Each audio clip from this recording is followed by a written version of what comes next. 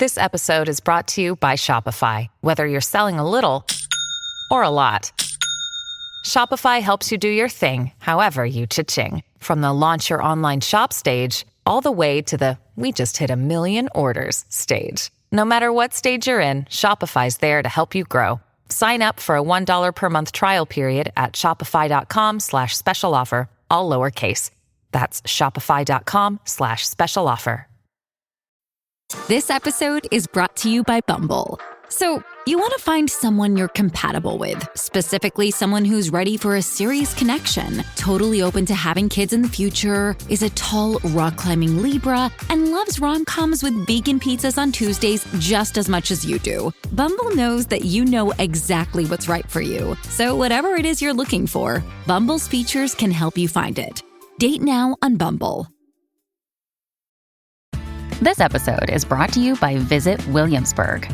In Williamsburg, Virginia, there's never too much of a good thing. Whether you're a foodie, a golfer, a history buff, a shopaholic, an outdoor enthusiast, or a thrill seeker, you'll find what you came for here and more. So ask yourself, what is it you want? Discover Williamsburg and plan your trip at visitwilliamsburg.com.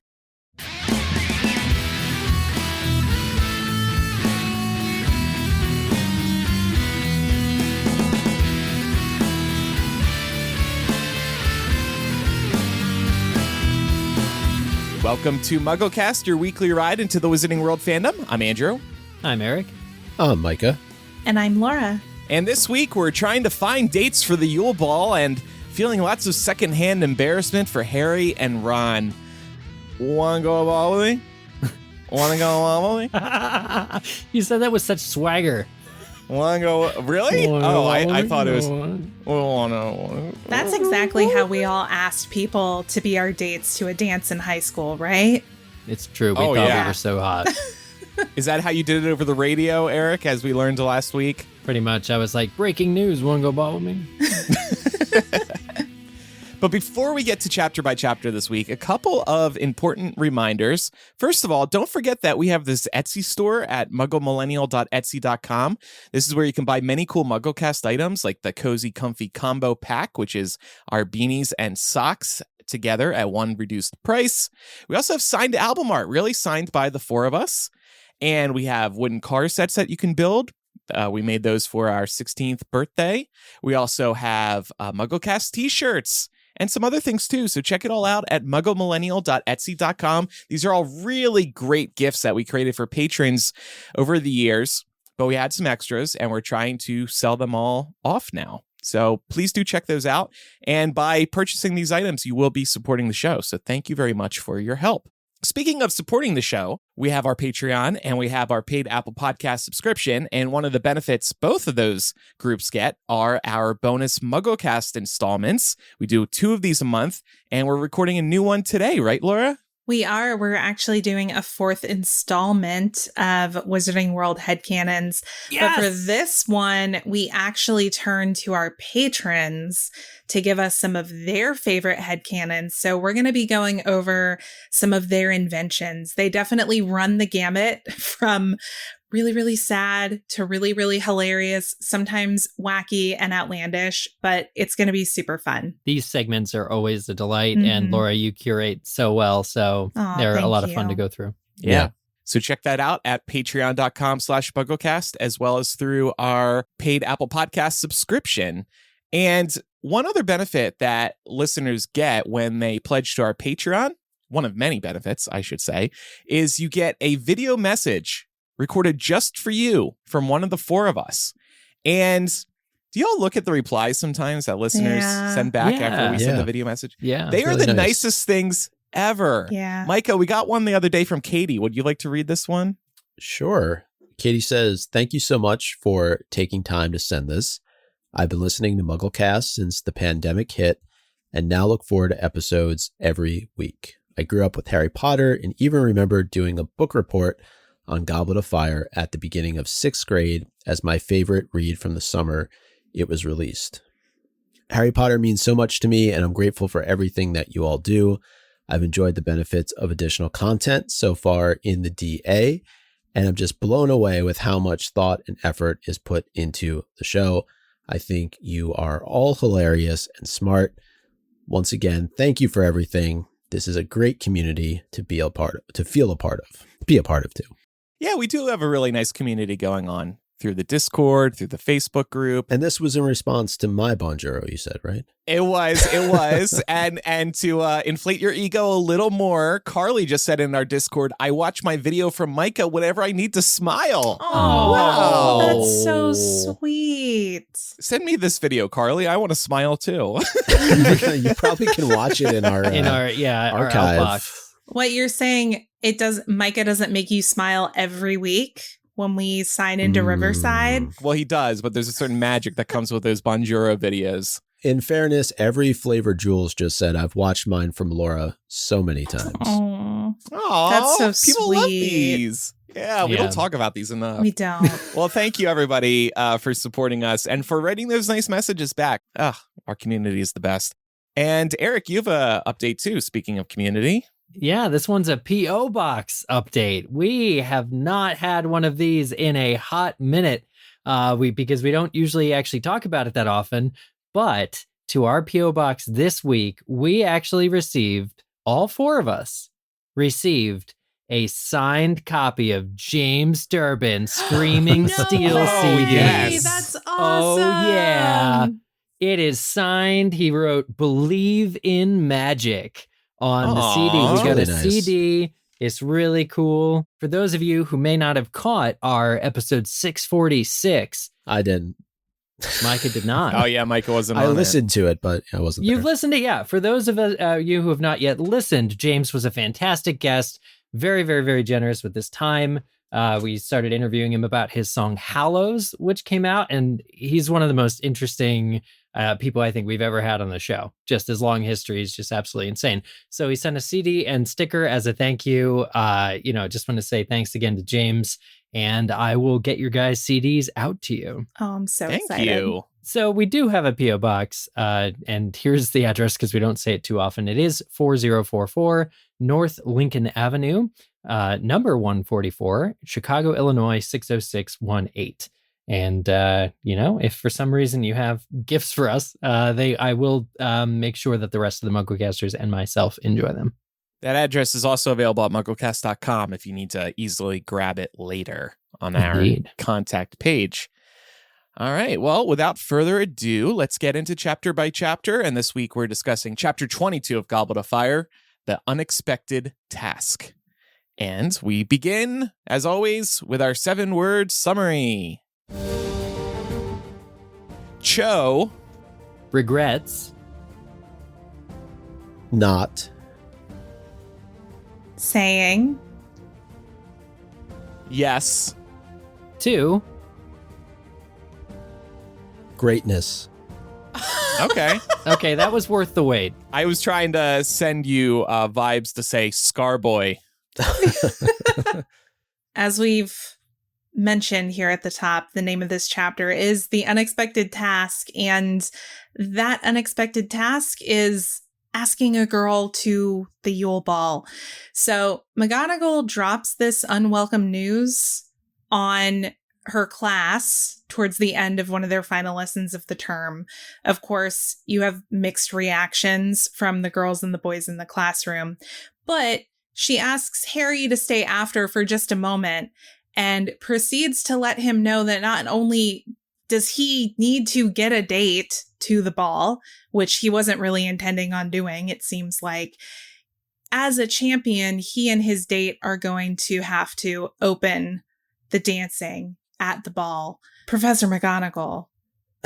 Timing. I mean, I love her. I love Minerva, but she does not understand the gargantuan task that she just put in front of this 14-year-old. No, she doesn't. And I think she really seems to forget what it's like to be a teenager. She's demanding Harry show up for the good of Gryffindor and Hogwarts, but is really lacking the understanding of how much of an anxiety-inducing situation Harry is facing. And this is opposite of how we see her behaving in the first task. And she throws out words at Harry that I think are probably going to come up a lot in this chapter. Tradition, expectation, representing the school. And I thought this was surprising for her character. Could we even consider it to be a flaw of McGonagall, that sometimes her sternness gets in the way of her being able to really read the situation? Doesn't Dumbledore say that old men are at fault when they forget what it is to be young? There's that line. I think there is some level of lack of being in touch. Harry himself is like thinking to himself, I doubt McGonagall ever let her hair down, about anything while she's making the announcement. And right as she's making the announcement, she's telling off the students for having reactions to the announcement. So it is a bit of lack of in-touchness from McGonagall. And I think that's really common as people age. They do forget what it's like to be a teenager. I even sometimes catch myself if I'm reading these books or if I'm observing some kind of social media phenomenon that teenagers are taking part in, I'll have to stop myself and be like, no, wait a second. You did stuff like this too. And feelings they feel really big when you're at this age. You have a lot of big feelings, and society doesn't do the best job of helping you figure out how to grapple with them or process them. So yeah, I think that's what we see McGonagall doing here. And these are kids who are basically asking out a girl or partner for their very first time. We haven't seen Harry do this before. That's Ron right. hasn't either. As far as we know, Hogwarts doesn't have social events like this. Yeah. Speaking of social events, isn't it a little strange that this was announced during McGonagall's class? Like, this should have been announced at the start of the year, right? Like, this should have been a Dumbledore announcement. Yeah, there's notice. There's the issue of notice, which I wanted to talk about too, because I don't know that we can necessarily fault McGonagall for mention. I guess the reason she's giving the announcement is because it's to her house. So heads of house are probably the ones telling their own house in their lessons, but it's way too late. It's the week before Christmas right now. And yeah, absolutely. To your point, Andrew, and to your point, Mike, about anxiety, they have next to no time to figure this out. If they had been given a few months, it would have been a much, different sort of situation. I can understand though why they may have held off on giving people this news, because you can see the excitement that it generates and the distraction that it generates too. Nobody's focusing on their studies, and people are, it's basically cuffing season at Hogwarts. Like, people are all of a sudden pairing up because they're getting with their dates that they're going to go to the Yule Ball with. And if you had announced this much sooner, there's a lot of potential that it could have been a multi-week distraction for people. So who am I going to ask? Who am I going to ask? Yeah, who am I going to ask? Exactly. Although I do think it's weird that they didn't announce it after the first task. Like, why not just get up and be like, okay, guys, coming up next. We're actually going to have a dance. Yeah. Next on the docket. Yeah, maybe not give them 3 months to change it, but like maybe a month. Yeah. Notice would have been great. I mean, the real loser here, the real person who loses out over all of this chaos is somebody like Filch or Madame Pomfrey, because it's actually said that pretty much everyone now chooses to stay over the Christmas break. Now that the Yule Ball has been announced, the school is packed. There was already going to be more people because of the foreign visitors, I guess, aren't going home for Christmas. But now everyone who wants to be part of this dance, Hogwarts' only dance that we've ever heard of, now has to stay over Christmas because the Yule Ball is on Christmas. So it really raises the question, why not do it sort of the last day of term so that everybody can still, like, did everybody 7 days before Christmas be like, sorry, parents, I can't come home. There's a ball I have to go to. That's the thing I don't get either. Like, the parents want their kids home for the holidays. I know my parents do. A lot of parents do in the Muggle world, too. Like, they'd be devastated to find out that a week beforehand, I'm not coming home for Christmas. Yeah, but like, compare it to last year, there were 13 people at the castle over Christmas. Now it's loaded. It's pretty much everybody. There's no mention of the Hogwarts Express even traveling this Christmas. So the conductor gets a day off. You know who doesn't get a day off? Filch. Again, he has to put up with, not only are they mega decorating, but now he was probably trees. looking forward to a quiet 10 days.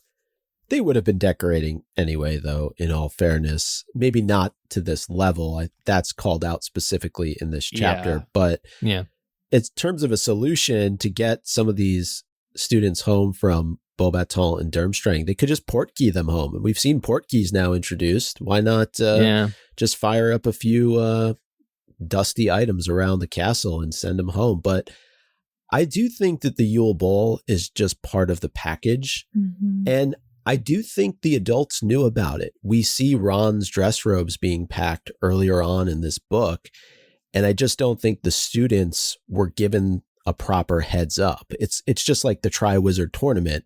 The adults all seem to be in the know of what's happening, but the students are the ones ultimately that are getting surprised. Yeah, I mean, the dress robes were on the school list, to your point, but why does it have to be held on in a time when now people's plans, the notice, it just, for me, it's very last minute, but it's meant to be, obviously Harry's meant to be caught off guard, and that's the new thing that he has to focus on. Yeah, because remember a chapter or two ago, he was excited that, the first task is over. And now I got 3 months or whatever it is until the next one. I got plenty of time to relax. Surprise, you actually don't have time to relax. And it's over the holidays, so you'll be doing anything but relaxing. You're stressing over a girl, or should I say a partner, because I did find it kind of interesting that McGonagall tells him to find a partner and she doesn't use the word girl, which I just thought was kind of interesting because this series is absolutely void of, the core books are void of LGBTQ people or mentions or just support.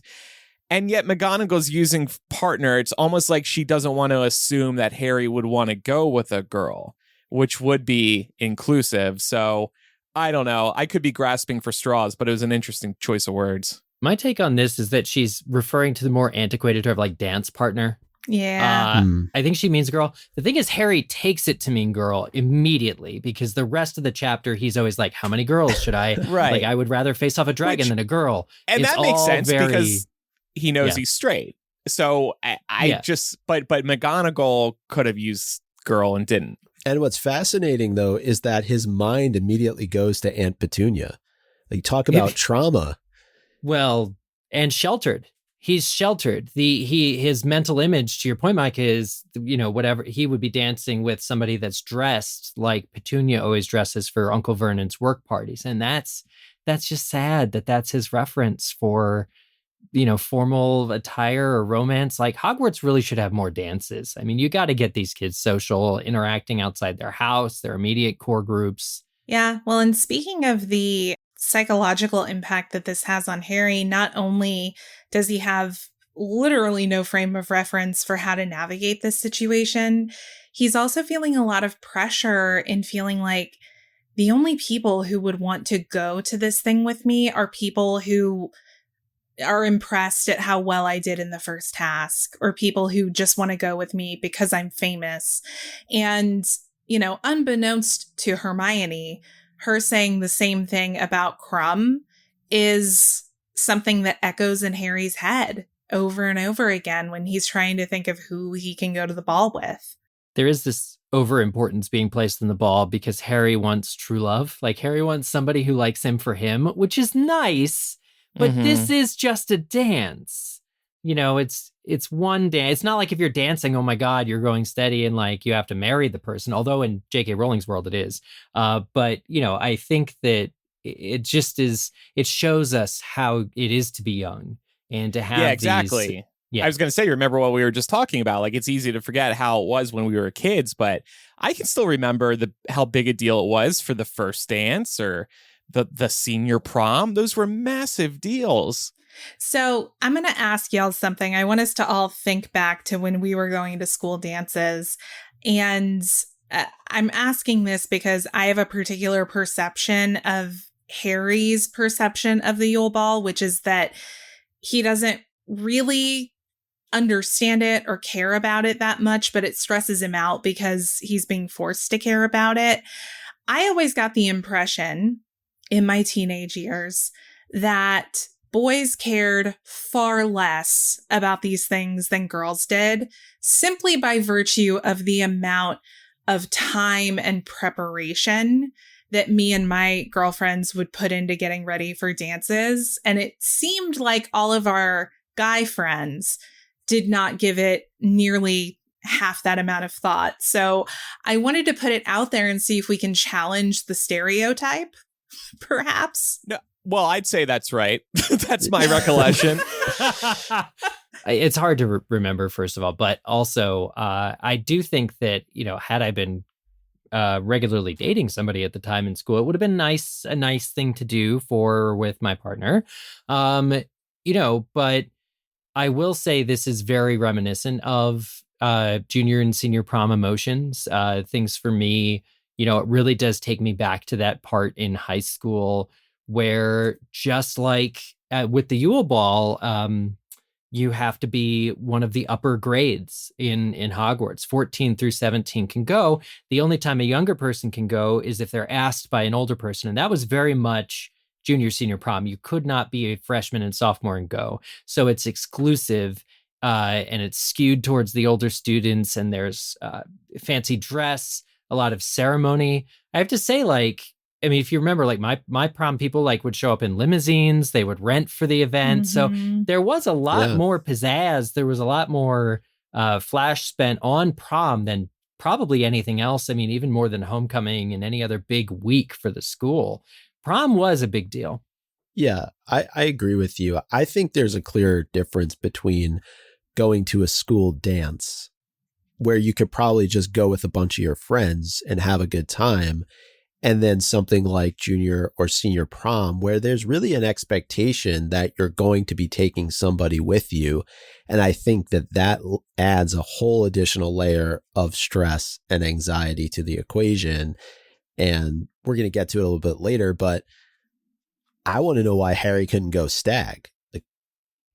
Forget the fact that it's his Patronus, but he can't go stag. He would have had to dance by himself. Yeah. He'd be dancing by himself, which he could pull that off. There's a whole song he could about learn that. to dance a solo dance. Yeah, Keep Dancing on My Own by Robin, I believe. He should actually flip the script on McGonagall and say, well, I don't dance. And she says, oh, yes, you do. And he says, well, I guess I'm taking you then, Professor.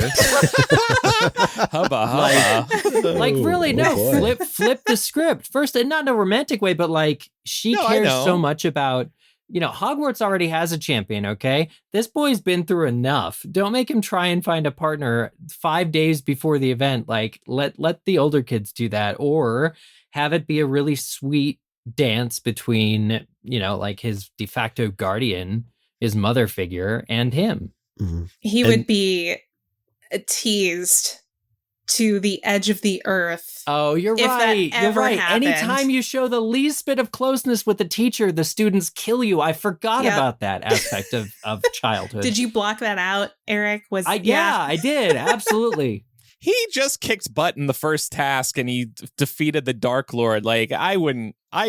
I'd feel more confident if I were him. I think it'd be cool if you went with McGonagall for that first dance. Going back to your question, Laura, though, I kind of thought through it in terms of what was worse, the anxiety of asking someone out or the anxiety of the expectations you had to live up to if they said yes. Because I think there's two different parts to kind of look at here.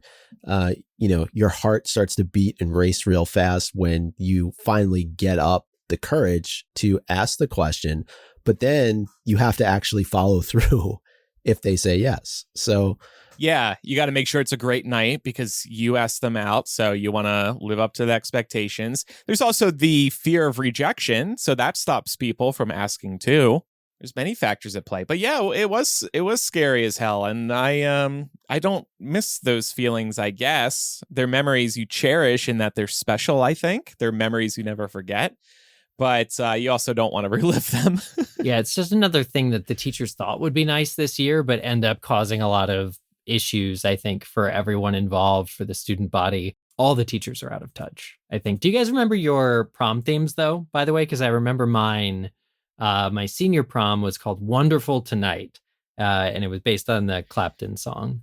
I can't say I do remember mine. So my prom theme was the Yule Ball at Portis 2007 in Toronto because I was homeschooled 10th grade through 12th grade. So I actually did not go to prom.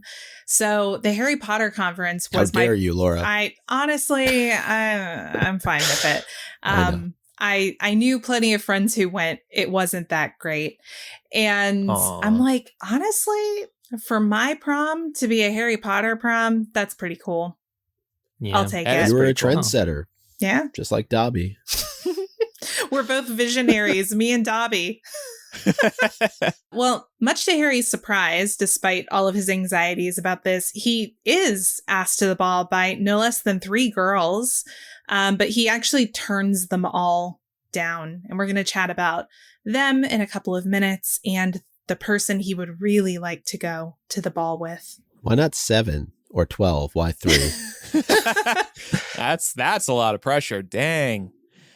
All right, well, let's take a quick break. This week's episode is sponsored by BetterHelp. Question for you, what's the first thing you'd do if you had an extra hour in your day? Maybe read more Harry Potter, browse a bookstore, get coffee with a friend, shop. A lot of us spend our lives wishing we had more time. The best way to squeeze that special thing that you've been wanting to do into your schedule is to know what's important to you and to make it a priority. Therapy can help you find what matters most to you so you can do more of it. This is why I love working with a therapist. You get out of your own head and get a valuable outside perspective whose only goal is to help you thrive. They'll help you prioritize the things going on in your life so you feel like you're living a well-balanced life. I'll give you a great example of this. My BetterHelp therapist helped me make career changes so I had more me time.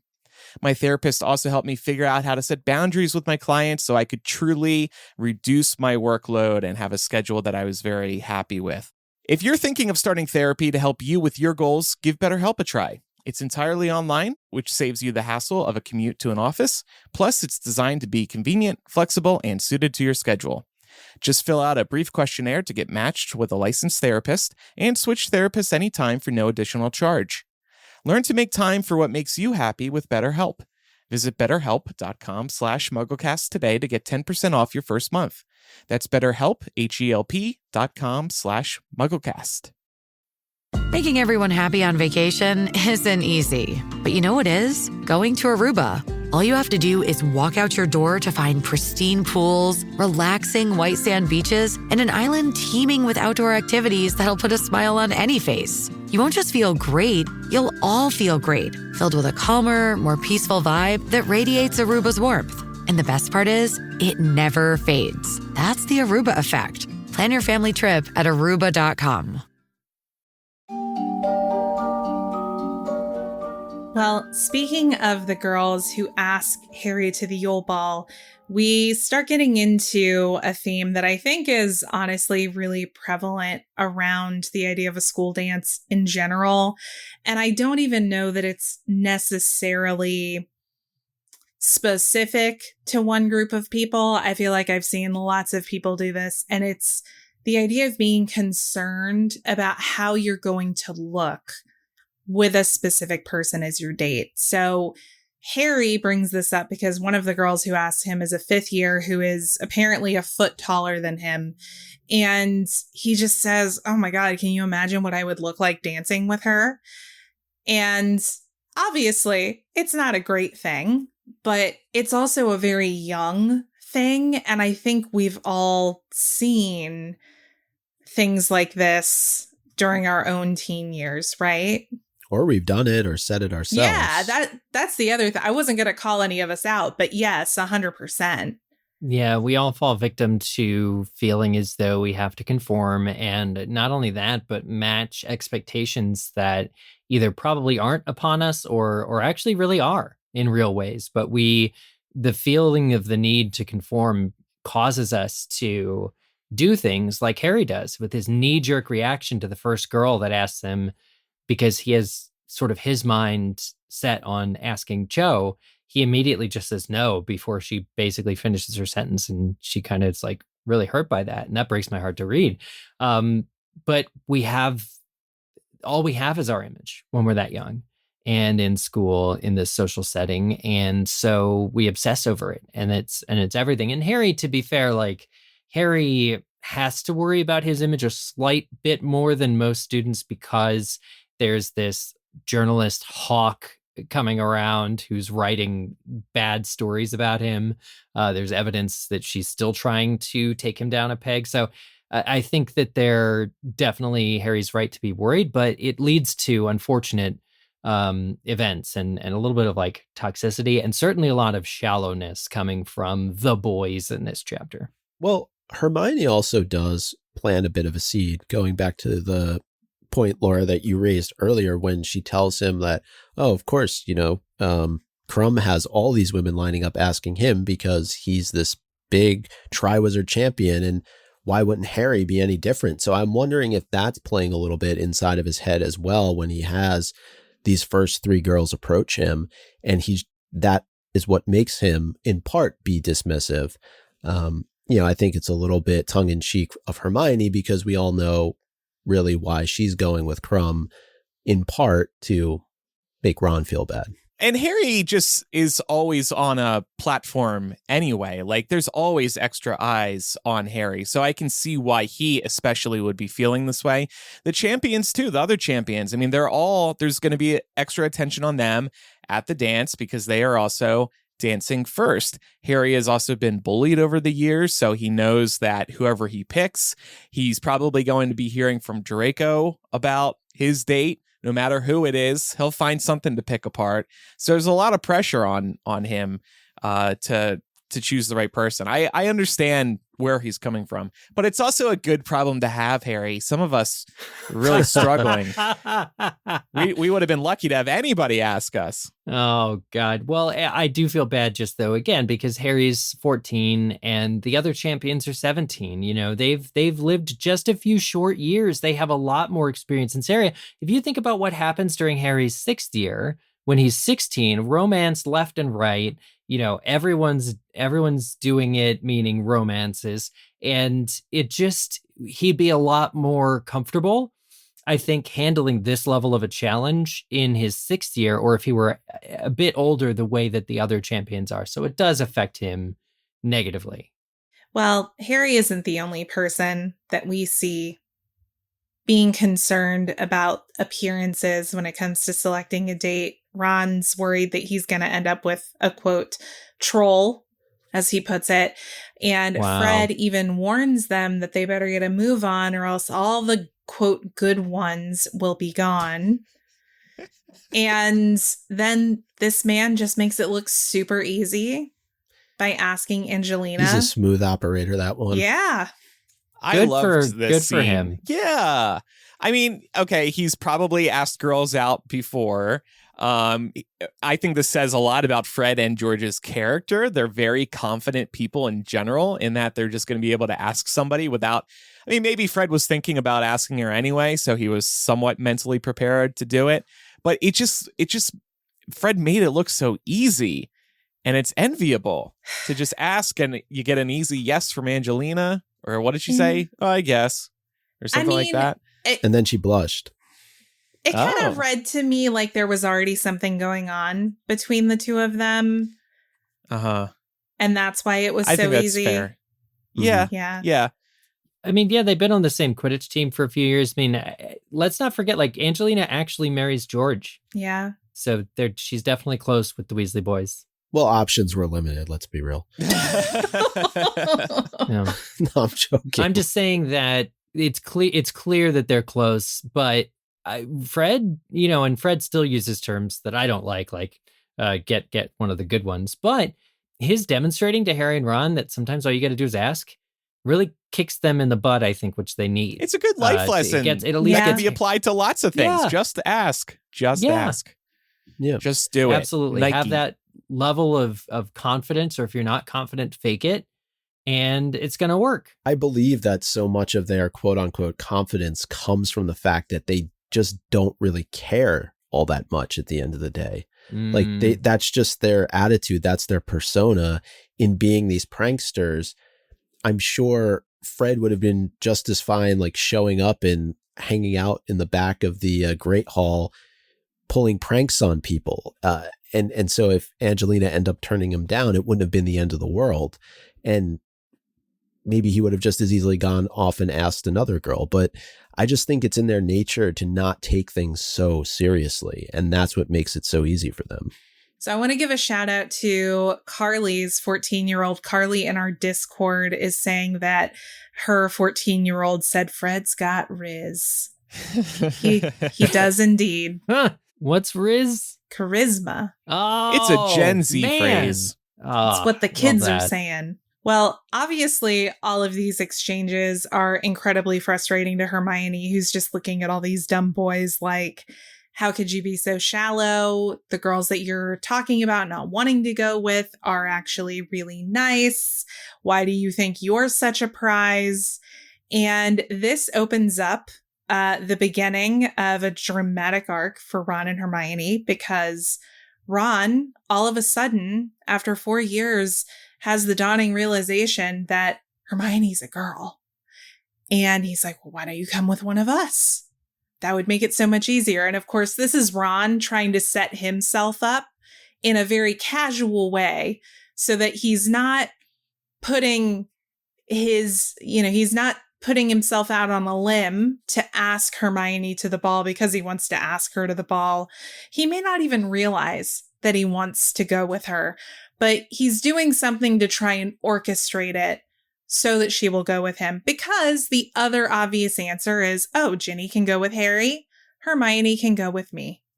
And it becomes clear that, at least per Hermione at this point, she has already been asked by someone. The thing is, even if she didn't have somebody to go with, the way in which Ron asks her is wrong. Yeah. And she's right to turn him down, because Ron sees it as a problem that she can fix. That, oh, Harry and Ron, Hermione, you can help us out of this pickle. Like, no, absolutely not. It's not why you should ask somebody to the prom right? who's taking. More homework for Hermione to complete. This, the word shallow has been brought up a number of times, and it reminded me of the movie Shallow Hal. I'm not sure if anybody has seen it. Sounds like everybody has. And I really think that Ron could use Tony Robbins. There's this elevator scene between Tony Robbins and Jack Black where he essentially hypnotizes him. And I came up with the line. I was trying to get it to rhyme because in the movie, it's Shallow Hal wants a gal, right? And that causes his mindset to really just see the natural beauty or not in all people. And I came up with Shallow Ronnie needs a honey. Oh, I like that. And I think Ron could really use that. I don't know, maybe Trelawney could step in place of Tony Robbins, but anyway. Oh, yeah. Well, again, there's just no time. It's wrong of them to spring this on to the public. Oh, yeah.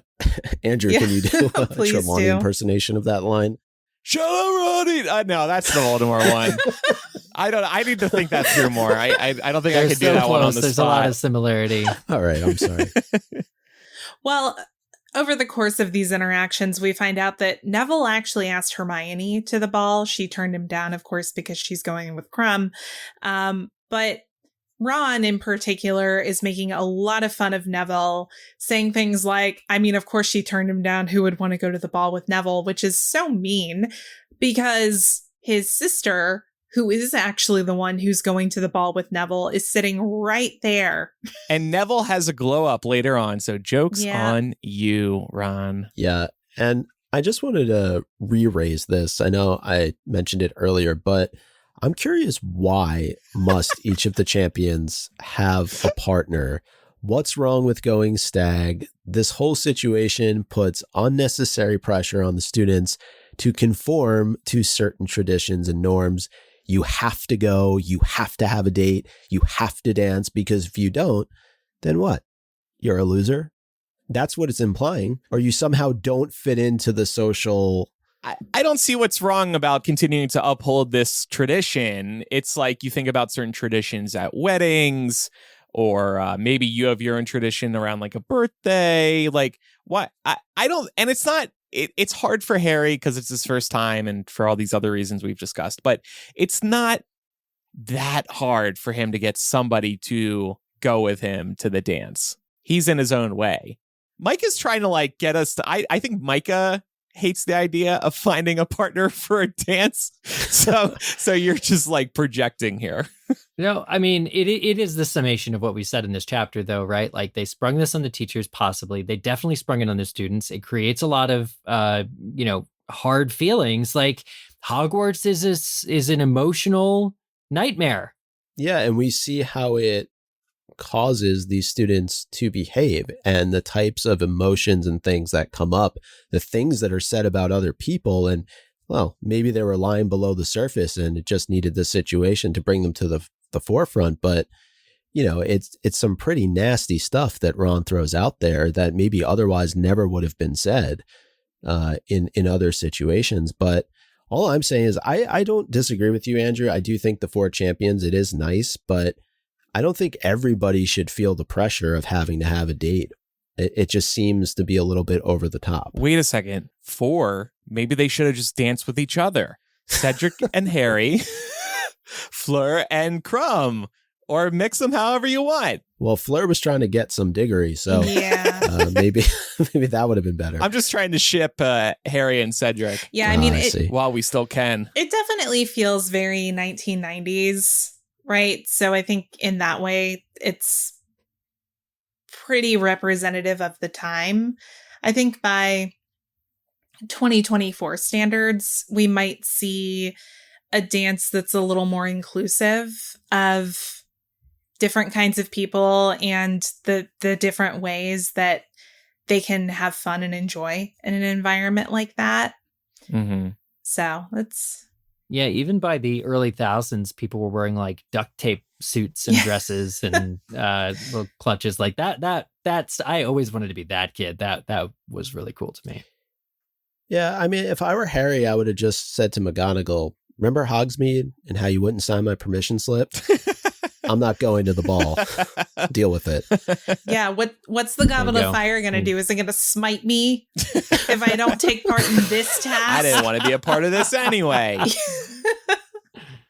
I am only contracted for 3 tasks. That's right. 3. That's no right. extras, no bonuses. The goblet's like, Harry Potter, if you don't dance with somebody, you will die. That's basically what she said. So Harry is finally inspired to do the thing that he's been knowing he needed to do, but also dreading doing. And that was asking Cho to the ball. And you really feel for him in this moment because he approaches her when she's with a group of her friends. And he says, "Hey, Cho, can I have a word with you?" All of her friends immediately start giggling. And Harry thinks, oh my God, giggling should be illegal. This is horrible. Laura, can you offer insight? What are the girls giggling about here? It's just excitement, honestly. I remember being in situations like this in school where if a boy that you liked or that one of your friends liked came up to, a girl in a group and everybody knew that there was some kind of connection there, everybody would get excited about it. It wasn't ever mean.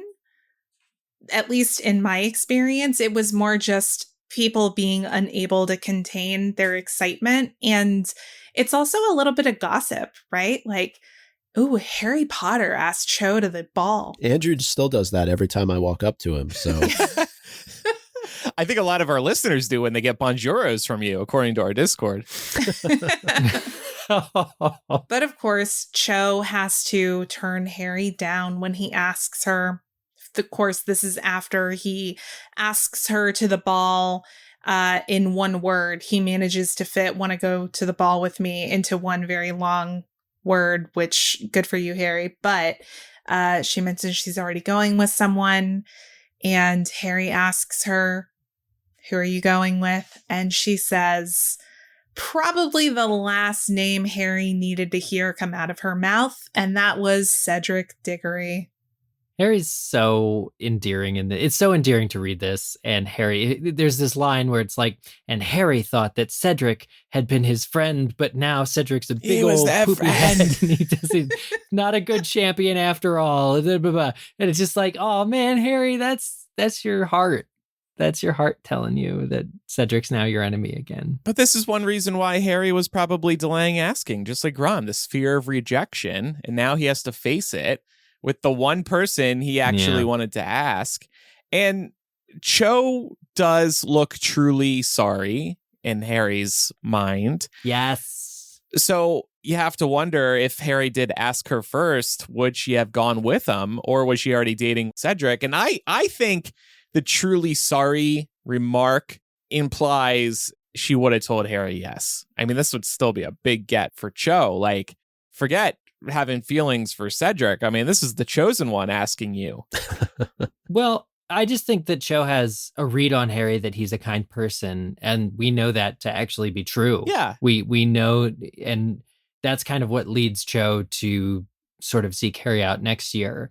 Is that she knows fundamentally he's a good person, and who wouldn't want to go to the ball with somebody who's a good person, let alone being the chosen one. And one of the champions. Cho gets asked by 2 of the 4 champions. Wow. I mean, who knows? She may have been asked by all 4. We don't have confirmation one way or the other.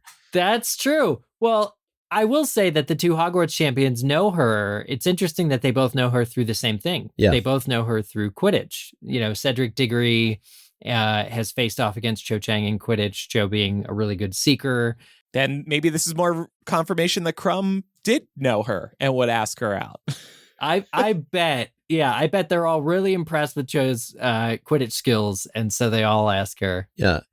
Yeah. I do think it's interesting to compare Cho's emotional maturity with Harry's at this moment, because we just talked about how she does feel truly sorry. We can see it kind of come through in her expression and how she speaks to Harry. But Harry, on the other hand, and this goes to the age discrepancy a little bit, immediately turns to trash talking Cedric. That is his response. Yeah. And to look at the 2 in terms of where they are from a age perspective, not to say that just because you're older, you're more mature, but clearly Cho is more mature in this situation. Yeah. I'm still glad Harry keeps it to himself. You know, it's really only his internal monologue that talks on Diggory. And in fact, he doesn't ask Cho right away, oh, who are you going with? Like accusatorially, the way Ron might do in this situation.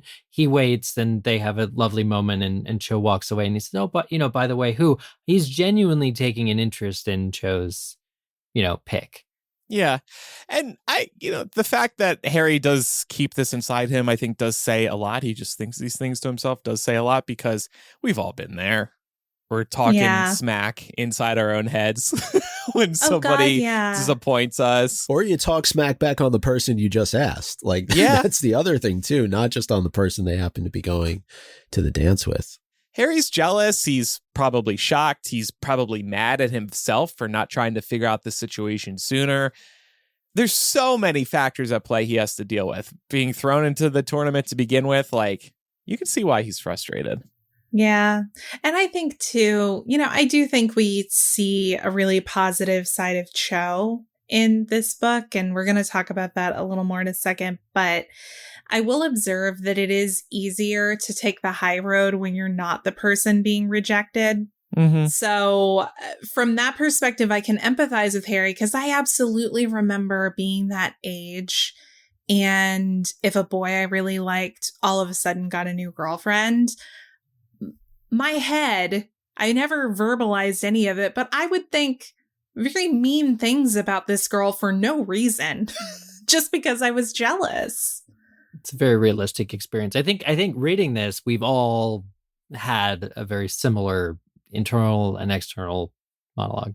Oh yeah, 100%.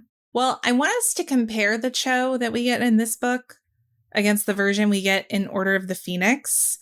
And I wanted to ask first, are we surprised how Cho's character turns out in the next book based on how nice she seemed in Goblet of Fire and Prisoner of Azkaban? I mean, I think the more shocking character shift is Harry's.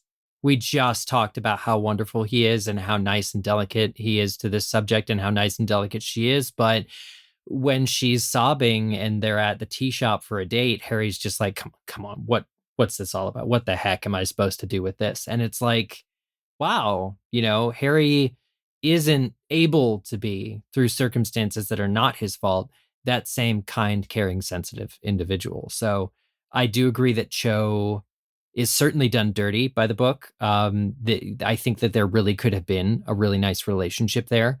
But because of everything else that's going on in the plot, and it wasn't meant to be, it does change significantly with what the books seem to be setting up is not what we get. What we get, Cho is the girl that is that disappointment of the first girlfriend that you thought was going to be something that she wasn't. It's not her fault at all.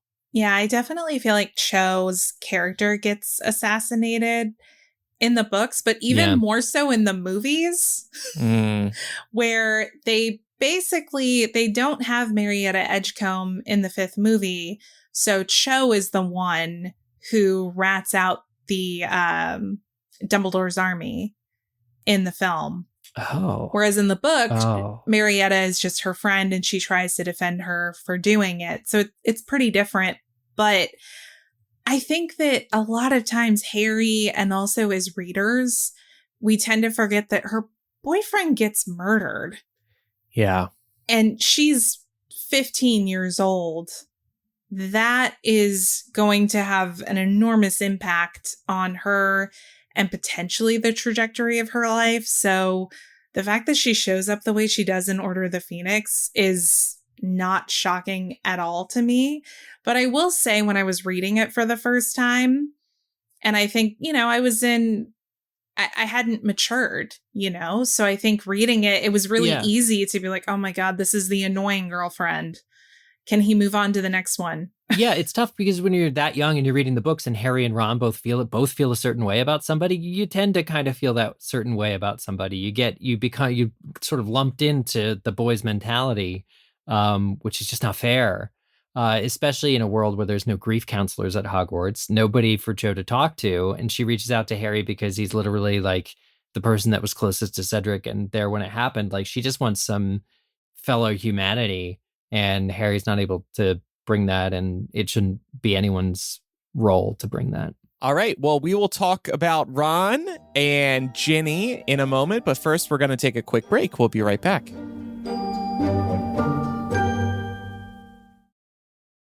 Families have a lot going on. Let Ollie help manage the mental load with new cognitive help supplements for everyone 4 and up, like delicious Lolly Focus Pops or Lolly Mellow Pops for kids. And for parents, try 3 new Brainy Chews to help you focus, chill out, or get energized. Find these cognitive health buddies for the whole fam at ollie.com. That's OLLY.com. These statements have not been evaluated by the Food and Drug Administration. This product is not intended to diagnose, treat, cure, or prevent any disease. Hey there! Did you know Kroger always gives you savings and rewards on top of our lower-than-low prices? And when you download the Kroger app, you'll enjoy over $500 in savings every week with digital coupons. And don't forget Fuel Points to help you save up to $1 per gallon at the pump. Want to save even more? With a Boost membership, you'll get double Fuel Points and free delivery. So shop and save big at Kroger today. Kroger, fresh for everyone. Savings may vary by state. Restrictions apply. See site for details. Not only does Harry strike out when he asks Cho, Ron also asks Fleur, and nobody be shocked to hear that she doesn't even respond to him. She more looks at him like he's something disgusting on the floor. It's rough. But it sounds like, at least Harry's suspicion is that she was turning on the Vila charm to get Cedric to ask her to the ball, which is what prompts Harry to be like, well, she was wasting her time because he's already going with Cho Chang. I know, because I asked her, she said no.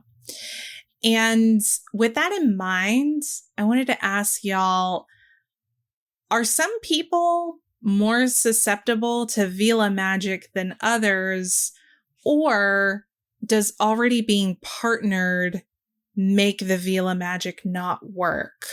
I could see people being some being more susceptible than others.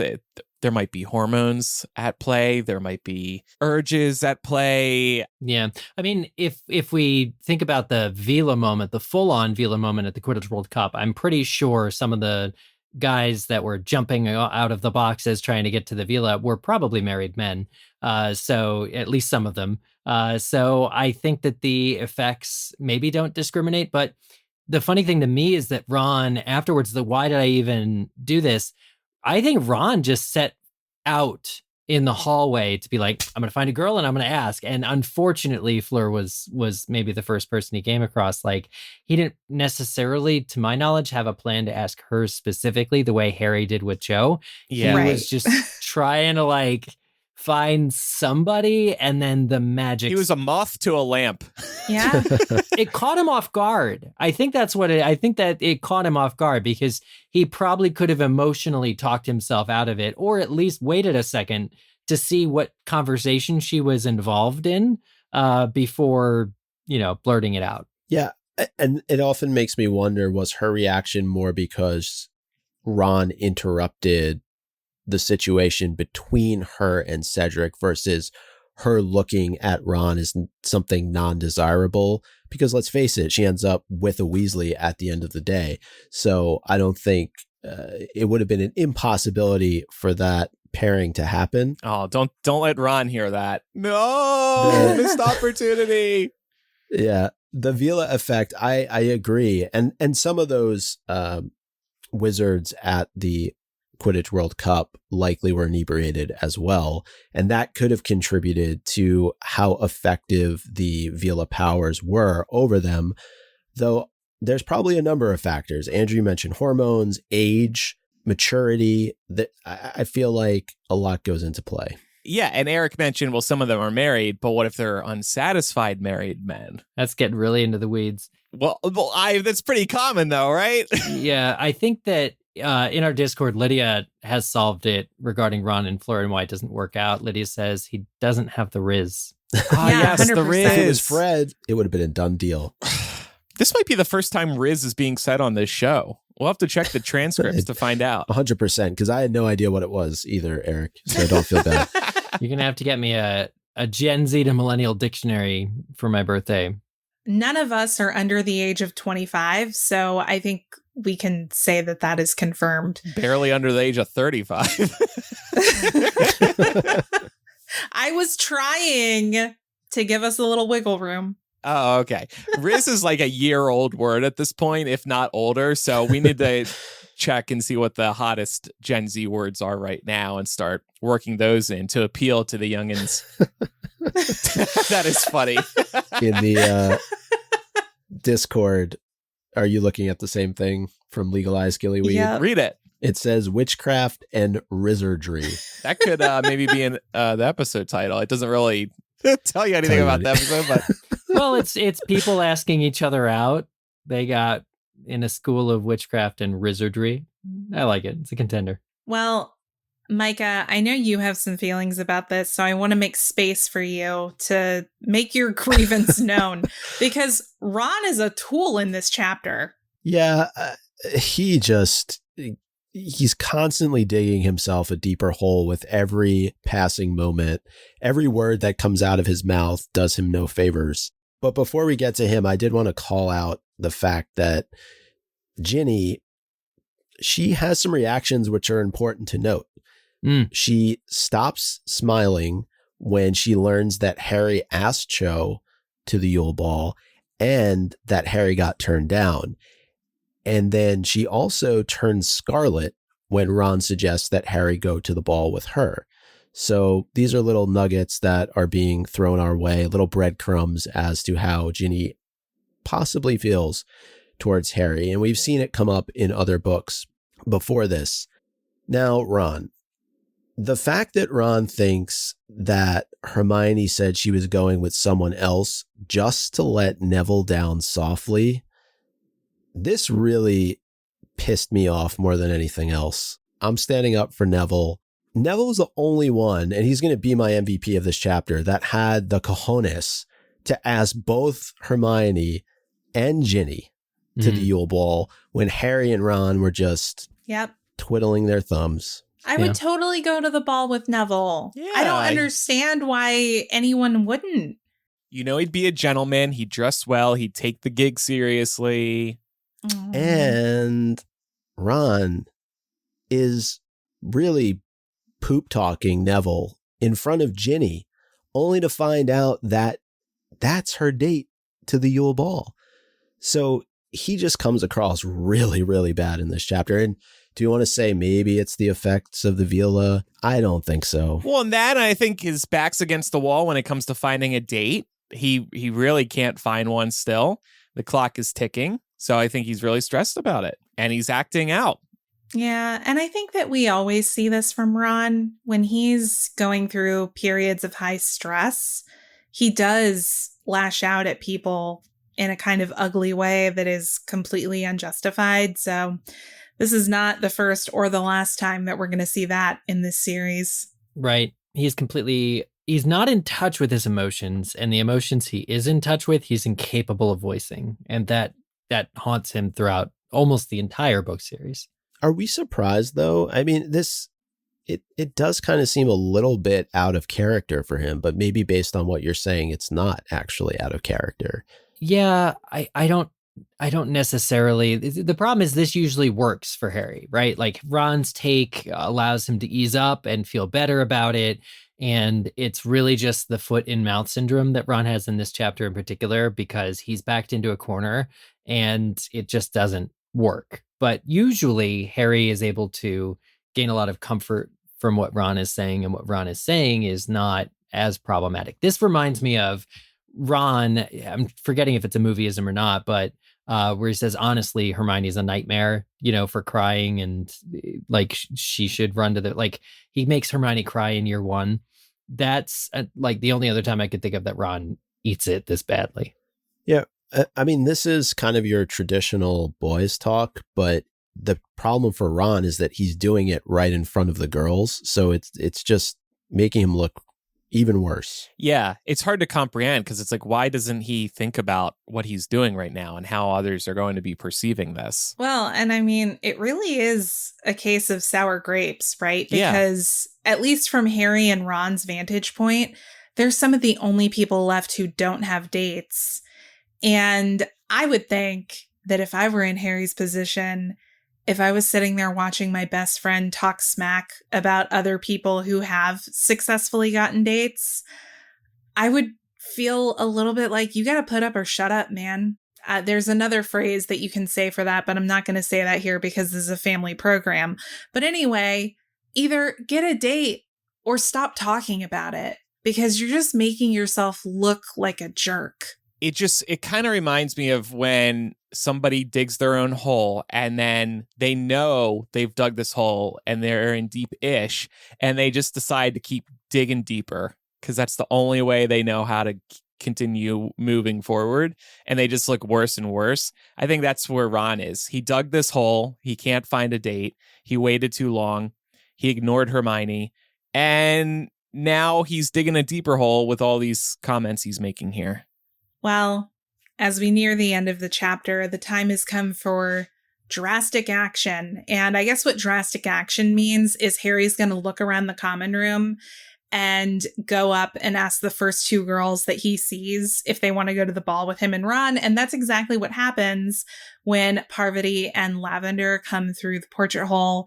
He goes up and asks Parvati, who giggles, says yes, and he immediately turns to Lavender, trying to be a good wingman, I guess, and asks if Lavender will go with Ron. This is such a teenage thing. I definitely remember this happening with some of my friends and other people that I went to school with, where if they were too nervous to ask themselves, their friend would ask for them.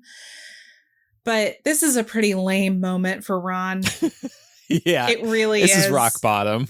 Yeah. Well, who would he have gone with? I don't think he would have ended up being able to ask anybody else, or no. I'm not sure anybody else would have gone with him. I really think it's because of Harry that he ends up with this date. Yeah. Well, the date doesn't actually end up being Lavender, but I think we can play a foreshadowing alert here, because Lavender almost ends up being Ron's date to the ball. And we know that in just a couple of years' time, these two are going to be in a really, really obnoxious and annoying super PDA relationship. Luckily for Ron, Parvati's twin sister, Padma, does not yet have a date, so Padma kind of becomes Ron's default date. Poor Padma. Yeah. Yeah, I mean, well, there's nothing wrong with how this unfolds yet, right? Like, because presumably the girls want to go to the ball with somebody too, and they too don't have currently a partner at the time they're asked. The crime is how Harry and Ron both treat their dates, which, is in a future chapter. But yeah, it's desperate and it's sad. I think Harry and Ron were enabling each other this whole chapter with how much they delayed moving. And I think this is also a lesson to readers. Don't delay, whether it's finding a date, whether it's paying your bills, whether it's, I don't know, making a decision about college. The early bird gets the worm no matter the task at hand. So don't dilly-dally. It's actually a really great point, because Hermione makes it too to Harry when she asks him about the egg. And clearly Harry's like, oh, I have until what, the 24th of February? Yeah. And it just shows you like he's just gone through this entire situation where he didn't act in a timely manner, and look where it got him. He learned nothing. Yeah, he learned nothing. Procrastination is bad. It's perfectly reasonable for Hermione to say, well, if you have some free time, you should figure out the clue or try and figure out the clue, because for all we know, the next challenge might force him to learn a new spell. How long does it take to learn a spell? Yeah, Harry fast-tracked the summoning charm, but the next one... Yeah, I was going to say, not long. might not be so easy. He might need that 2 months to actually study up on something. So Hermione's 100% in the right in this chapter. Yeah, I mean, I was pretty tough on him for that task, and I gave him a bit of a mulligan. He's not getting one in the second task. Oh, man, Mike is fierce. Well, while Harry and company are busy being distracted by the impending Yule Ball, the plot is actually still kind of happening in the background of this chapter. So Harry does speak to Hagrid after he does his interview with Rita Skeeter, which was set up in the last chapter. And Hagrid confirms what we kind of already knew, which is that Rita only wanted to talk about Harry. And Harry's take on this is that she's trying to find a new angle on Harry because the narrative of him being a tragic hero isn't going to be interesting to her readers forever. Why does Rita pivot her narrative on Harry now? Is it because he's no longer an underdog in the tournament? Yeah, maybe she was already interested in tearing him down, especially because the way that she's introduced in this book is as a person who's constantly critical and a negative. She has these horrible things to say. And so she needed to start off with Harry, kind of building him up. And now she's going to really relish tearing him down. That seems to be the MO that she has. Well, and Harry does tell Hagrid that the narrative of him being a tragic hero won't be interesting forever. And I think that's a really astute point for a child to be making. I mean, that is how news cycles work, especially in today's day and age. There's a story of the day about a billion things, and you see them all on Twitter, and everybody can't stop talking about it. And then tomorrow, nobody will be saying a thing. Today, April 11th, O.J. Simpson died. That's all I see on Twitter. Tomorrow, we're not going to hear a peep about it. There's news of the day, and then everybody just moves on to the next thing. It's a 24-hour news cycle. Yeah. And do you think that the reason Harry picks up on this so quickly is because he's familiar with the British tabloids?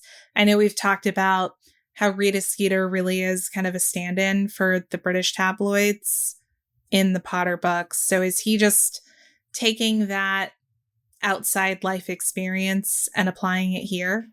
I think so. I think we also know that the Dursleys have been known to watch the news or read the news. So Harry might be learning about the news cycle that way as well. Harry just is very intuitive as well. He has a read on people, and he knows because he was already misquoted in the first interview that Rita gave him that she's the kind of person who doesn't care about the truth. And so he's not exactly catastrophizing by thinking that he knows where Rita's going with all of this.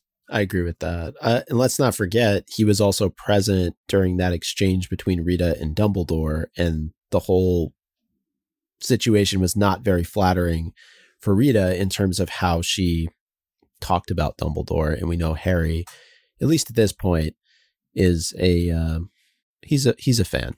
So Yeah. I think that could also play into it. But I agree, Eric. I do think he's got an intuition about him when it comes to certain people, and he can tell that she's no good. And he's got bigger things to worry about, honestly. Yeah.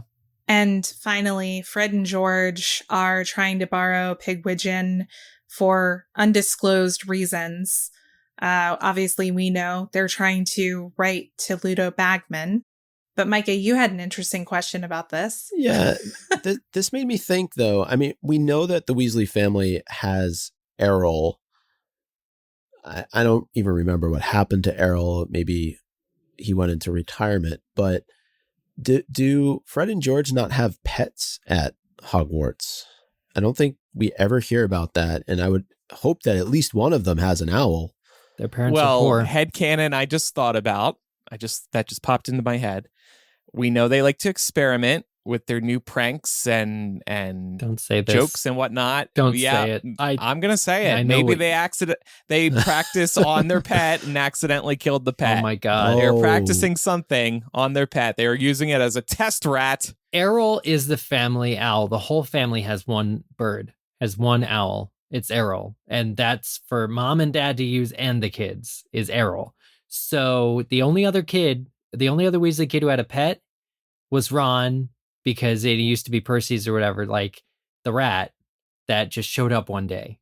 They can't afford pets, unfortunately. You'd think they could like make a pet or make Sirius. a delivery Well, Fred and animal. George could make a pet. Absolutely. I bet it would actually do the job too. Yeah, because it was Sirius who gifted Ron Pig, right? Yeah. That he didn't. Yeah. I just love how on the other episode, Andrew was so up in arms about Cedric turning the Rock into a Labrador, but he's okay with Fred and George turning their pet into, some like canary cream. I didn't say I was okay with it. I'm saying this is my headcanon now. Yeah. All right. This is just a thought I You're had. probably right, honestly. Well, let's get into some odds and ends before we get into MVP of the week. First one was one that I noticed. So Harry, in this chapter, he has to take a potions test. Snape is giving them one on antidotes on the last day of class before the Christmas holidays, before the Yule Ball. It's just really cruel of a teacher to do something like that when clearly students' heads are a million miles away from the classroom. But Harry forgets to add a bezoar to his antidote during that test.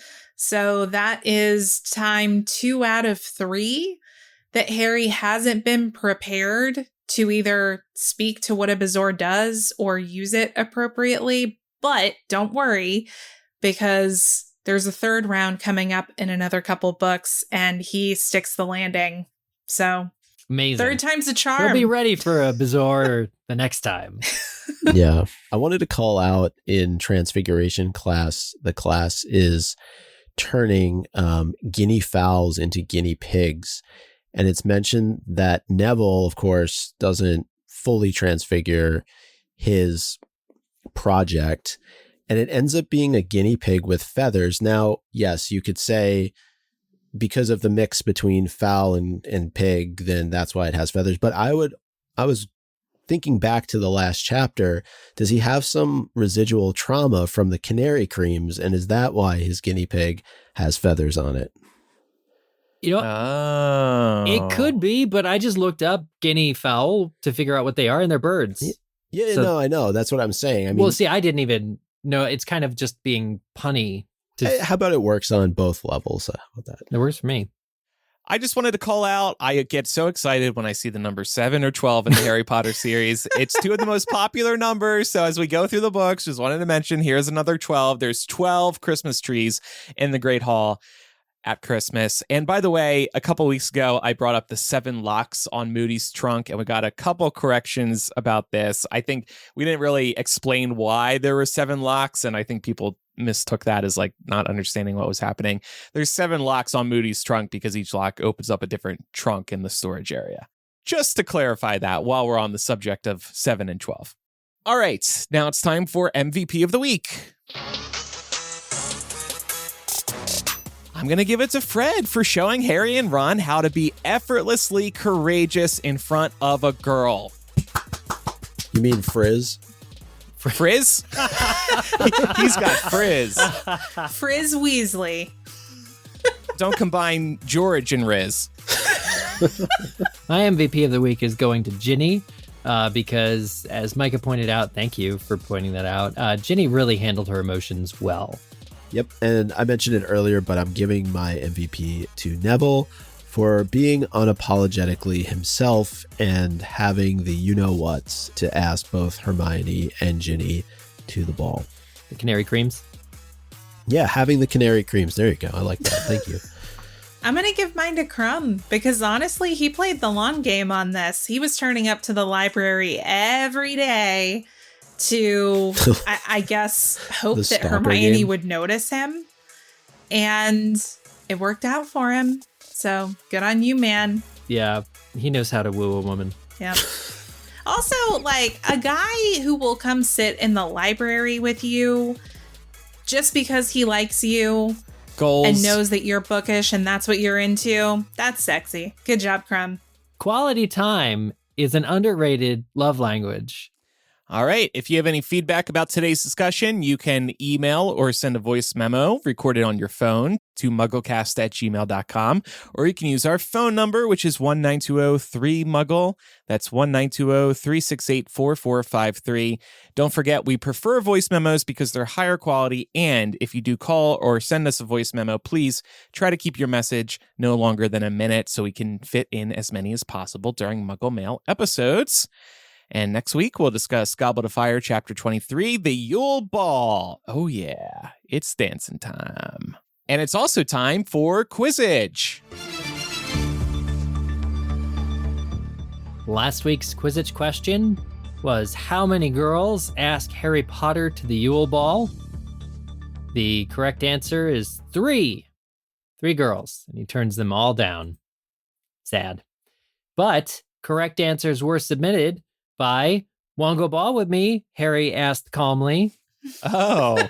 Dramador Extreme, Expecto Past Trauma, First Task Dragon, Second Task Percy Showering, Heartbreaker Harry, Becky for Elfie, Is This a Marketplace for Watermelons? I missed that reference. Jeremiah Strick, McGonagall's Last Shred of Patience for Giggling Students, Only the Surviving Hogwarts Students Go to Breakfast. Oh. Reggie, Runa Wasleb, Sienna, That 14-year-old English Muggleborn, That One Girl with a Straight Nose That Harry and Ron Forgot About, The Little Ferret Inside of Draco, The Non-Existent Hogwarts Professional Development Budget That Hagrid so desperately needs, The Tall Queen That asked out the insecure short King Harry, and Tofu Tom. Good run of usernames there, everybody. And here is next week's Quizzitch question. What does Harry get Ron for Christmas in 1994? This one's a little harder than expected. I always run these by Meg beforehand to see if she just knows it offhand, because her knowledge is that way. And she didn't know it. So that's kind of cool. And it is not, as she suggested, a letter saying, if you ever unfriend me again, I will cut you. This is also a good question, like to know the answer to for a future Harry Potter trivia night that you go to at like a bar. This is like the perfect Harry Potter trivia night question. You know that they ask these types of questions at those trivia nights. Yeah. I missed going to trivia nights with you, Andrew.